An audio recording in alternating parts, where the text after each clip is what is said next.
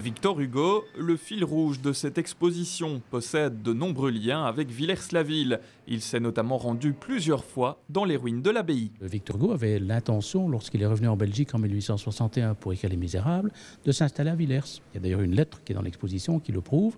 Malheureusement, le climat à Villers ne lui convient pas parce qu'il était gravement malade. Et donc, il va décider de s'établir à Waterloo. Mais de façon très étonnante, une fois qu'il a terminé Les Misérables, donc le 30 juin 1861 à Waterloo, il ne retournera plus jamais à Waterloo. Tandis qu'à Villers, il va revenir plusieurs fois, effectivement, dont ce fameux séjour de 1862, et au cours duquel il fait, entre autres, les fameux dessins que l'on connaît. Deux dessins visibles dans l'exposition, mais on retrouve aussi mention de l'abbaye de Villers plusieurs fois dans l'œuvre du célèbre écrivain français. Il y a évidemment le fameux, le texte qui se trouve dans Les Misérables autour des cachots de Villers, mais il y a aussi le fameux poème Dans les ruines d'une abbaye, extrait des chansons des rues et des bois, et puis il y a toute une série d'allusions qui se retrouvent à gauche et à droite dans ses carnets, dans ses lettres, dans des notes, etc. L'exposition permet d'admirer des éditions précieuses des œuvres d'Hugo, mais aussi des lithographies, des manuscrits, des lettres autographes liées à l'auteur, ainsi que son buste et une représentation des personnages des Misérables. Victor Hugo, qui n'est pas le seul artiste fasciné par le site moyenâgeux de Villers. On constate qu'il y a eu évidemment pas mal d'artistes, un peu en tout genre, donc des plasticiens, des écrivains, des musiciens qui sont inspirés. Et je crois que le plus grand d'entre eux après Victor Hugo, c'est celui qu'on appelle le Victor Hugo belge, c'est-à-dire Émile Verhaeren, dont on a joué ici une pièce en 1910 qui était en fait le premier spectacle en plein air et donc l'ancêtre des spectacles actuels qui se déroulent tous les étés.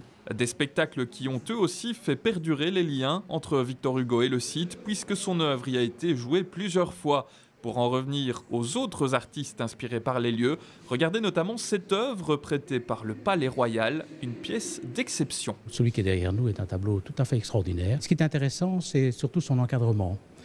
En réalité, donc l'encadrement est fait avec les armoiries du dernier abbé de l'abbaye de Villers, dont Bruno Cloquet, et c'est une pièce absolument magnifique. Alors d'après les informations qu'on possède, puisqu'elles sont quand même relativement limitées, on sait que Léopold Ier avait l'habitude de participer à des tombolas au cours desquels il y avait des tirages.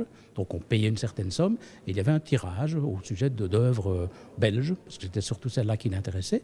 Et donc Léopold Ier acceptait les œuvres qui concernaient les principaux monuments du pays. Le dernier volet de l'expo est consacré à une autre catégorie de personnalités qui ont parcouru les ruines de l'abbaye, les têtes couronnées. Les souverains belges y sont bien évidemment passés, mais aussi l'archiduc Rodolphe, fils de l'impératrice autrichienne Sissi, en 1880, lors de ses fiançailles avec la princesse Stéphanie de Belgique, la fille de Léopold II.